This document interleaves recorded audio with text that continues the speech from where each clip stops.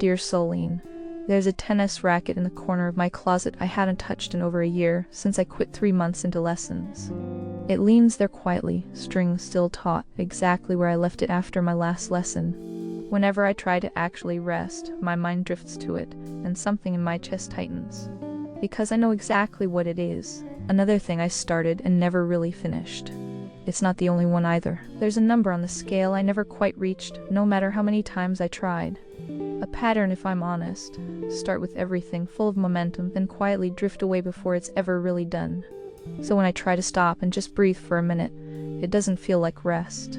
It feels like proof that I'm someone who doesn't finish things, including, apparently, resting itself. Some days I've actually thought that I can't even rest right, like there's a correct way to do nothing, and I'm failing at that too. Work feels unfinished. Rest feels like giving up. There's no version of the day that feels okay. So I started asking myself where this particular fear actually comes from. It's not really about being busy, I realized. It's about trust. I don't trust myself to see things through.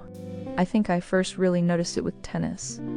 3 months of lessons, showing up every single week. Then one day, I just stopped going, no injury, no real reason I could ever name.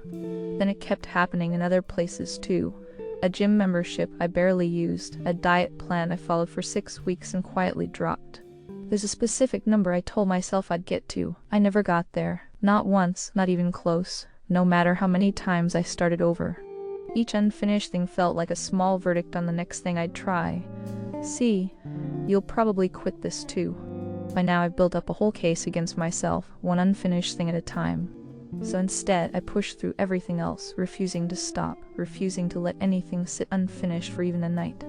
Except it doesn't actually work. Everything still ends up half done somewhere, just from sheer exhaustion instead of choice. Rest became the enemy in all of this. The thing standing between me and finally proving I can see something through. Except rest was never actually the thing stopping me. I think I just needed something to blame. The real fear was smaller and scarier than that. That if I stop, I'll find out I never really wanted to finish it anyway, and that thought took me a while to actually sit with. The guilt got clever about it too. It never called itself fear. It called it self-discipline, ambition. It's easy to mistake pushing yourself past empty for being virtuous, especially when everyone around you seems to be doing the same. But here's what that virtue actually cost me, if I'm honest about it. Nothing felt like it was just mine anymore. Even movement quietly turned into a test I was already failing. Even picking up the racket started to feel like a performance review instead of something I once genuinely enjoyed. So eventually, I just stopped touching it. Easier not to try than to try and prove the pattern right again. And underneath all of it, exhaustion just kept quietly stacking up, one unfinished day at a time. I was running on empty and calling it discipline, telling myself I just needed to push a little further.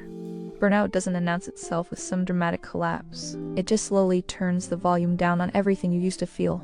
I wasn't sad exactly. I was just flat, going through the motions of a life that used to feel like mine. And even flattened out like that, some part of me still whispered I hadn't finished enough to deserve a break.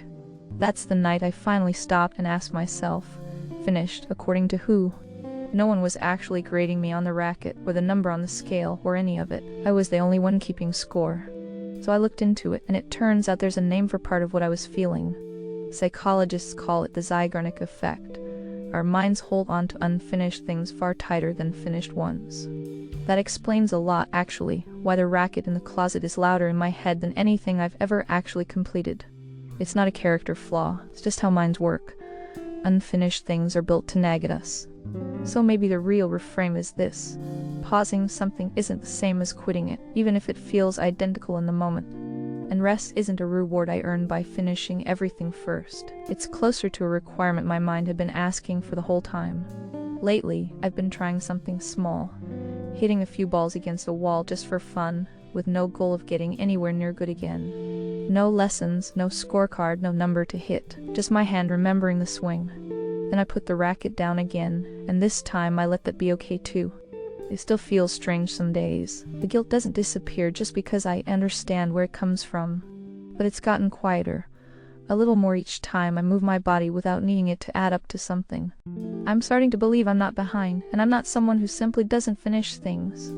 So today the new response is small.